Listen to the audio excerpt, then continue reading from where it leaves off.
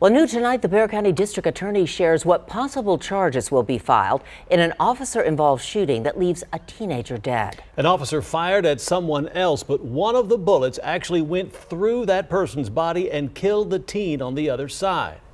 Eyewitness News reporter Sharon Coe joins us now with what's next. Sharon? Deborah and Jeff, the DA tells us this case is going to take time to look over, though the suspect who police were aiming at will be facing charges of some kind, possibly even murder.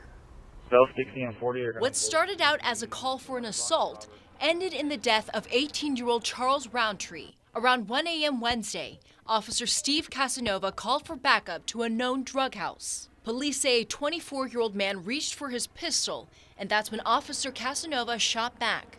A round went through that man and hit Roundtree, killing him. Following the truth wherever. The Bexar County DA cannot say if Officer Casanova would be charged, but he said this situation is similar to the 2017 shooting death of a 6-year-old at a trailer park.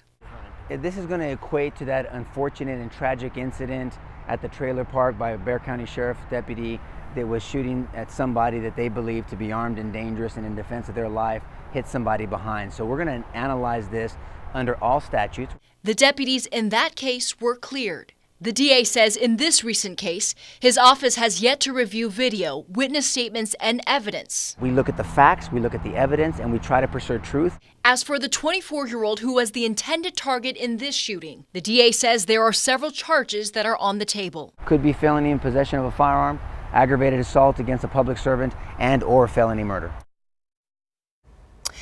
Last year, there were 13 officer-involved shootings, and this year there have been 11. 6 were deadly. Jeff and Deborah, back to you.